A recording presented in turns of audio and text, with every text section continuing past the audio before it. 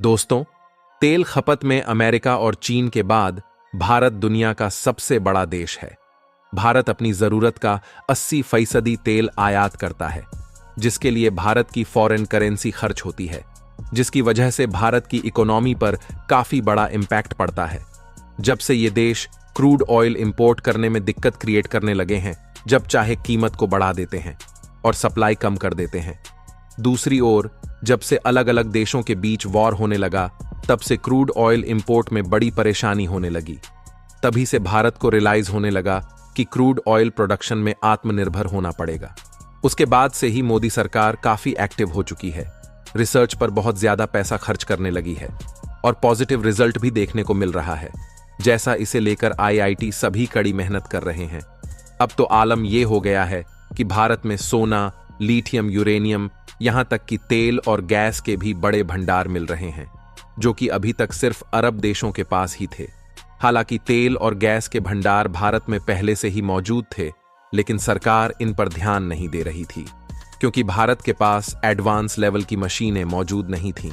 लेकिन अब भारत जमीन और समुद्र की अनंत गहराई से क्रूड ऑयल और गैस निकालने में संभव है।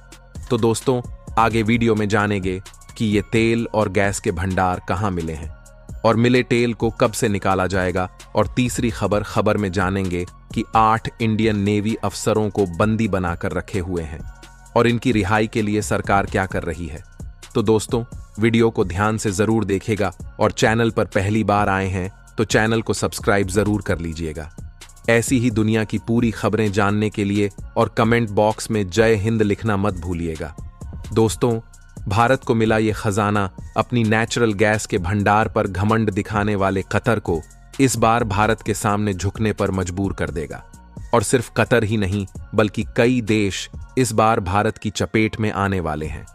भारत 48% नेचुरल गैस कतर से खरीदता है, जिसमें एलएनजी और एलपीजी दोनों शामिल हैं। इससे आप अंदाजा लगा सकते हैं कि कतर को कितना बड़ा नुकसान होने वाला है। शायद उसकी पूरी इकोनॉमी चरमरा जाएगी।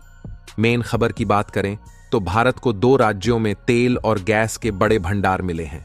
एक जगह 1000 से 3000 बिलियन क्यूबिक फीट गैस भंडार मिले हैं और दूसरी जगह करीब 1700 बिलियन क्यूबिक मीटर गैस के भंडार मिल चुके हैं। ये भंडार इतने हैं कि भारत को अगले 200 सालों तक किसी भी देश से गैस को इंपोर्ट करने की जरूरत नहीं पड़ेगी। और ऐसा नहीं है कि भारत को इस खजाने के बारे में पहले नहीं पता था।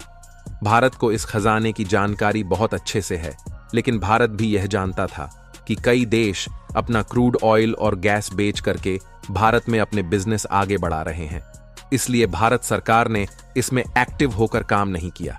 लेकिन पिछले 1 साल में क्रूड ऑयल और नेचुरल गैस के प्राइस में जो फ्लक्चुएशन आई है, उसकी वजह से अब भारत सरकार को एक्टिवली इस प्रोजेक्ट पर काम करना पड़ रहा है।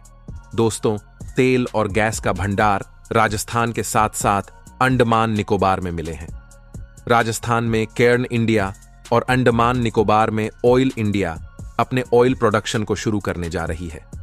लेकिन यहां पर सिर्फ केर्न इंडिया और ऑयल इंडिया नहीं, बल्कि भारत के साथ साथ इटली और यूके की भी कई कंपनीज को यहां पर पार्टिसिपेट कराया गया है, ताकि इन फ्यूचर अगर भारतीय कंपनी को कोई भी क्रिटिकल टेक्नोलॉजी में प्रॉब्लम आती है तो यहां तो ये कंपनी भारतीय कंपनियों की इजीली हेल्प करेगी और भारत को यहां से ऑयल एंड गैस एक्सप्लोर करने में कोई भी प्रॉब्लम नहीं आने वाली है।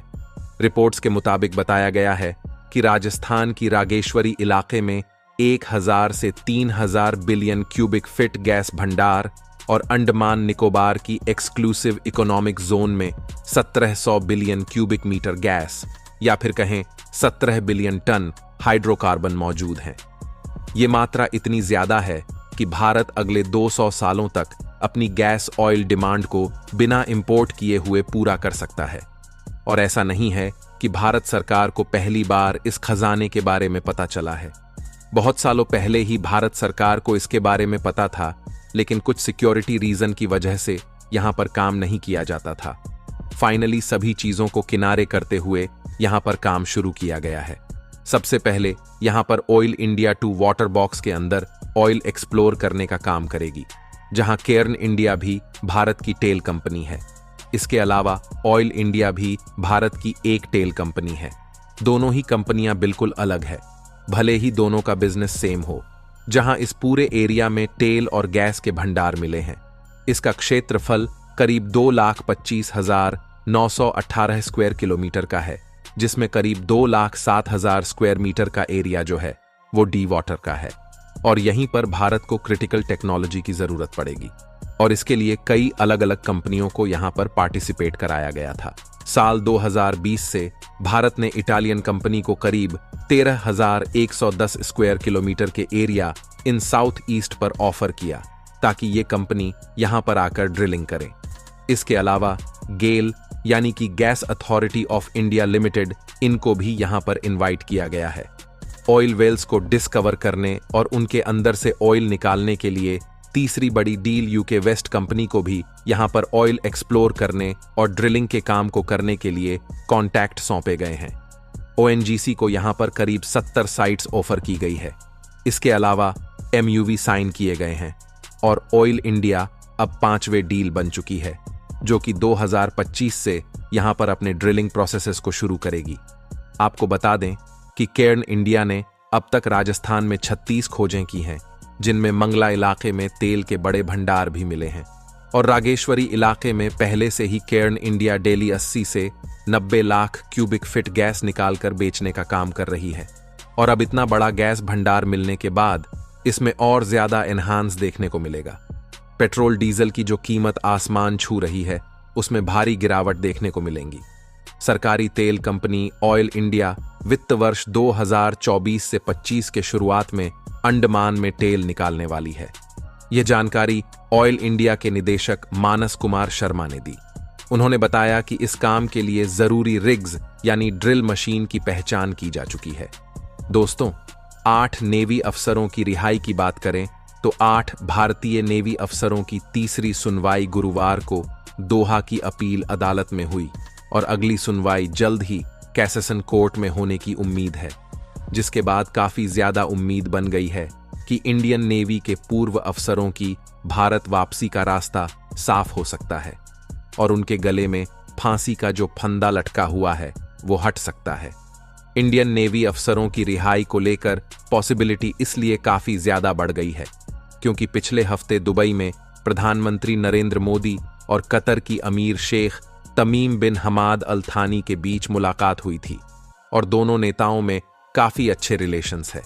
प्रधानमंत्री बनने के बाद नरेंद्र मोदी ने अरब देशों के साथ काफी अच्छे रिलेशन बनाए और कतर से भी भारत के रिलेशंस काफी मजबूत हो चुके हैं। लेकिन दोस्तों, अभी तक कोई भी रिजल्ट नहीं मिल पाया है कि 8 नेवी अफसरों की रिहाई कब हो पाएगी। दोस्तों, भारत को जल्द से जल्द तेल और गैस को निकालने का काम करना चाहिए ताकि हमारी निर्भरता पूरी तरह से खत्म हो सके और जो देश भारत को आंखें दिखाते हैं उन पर लगाम कसी जा सके कि नहीं, हमें कमेंट बॉक्स में जरूर बताएगा और वीडियो को लाइक करके अपने दोस्तों के साथ जरूर शेयर कर दीजिएगा।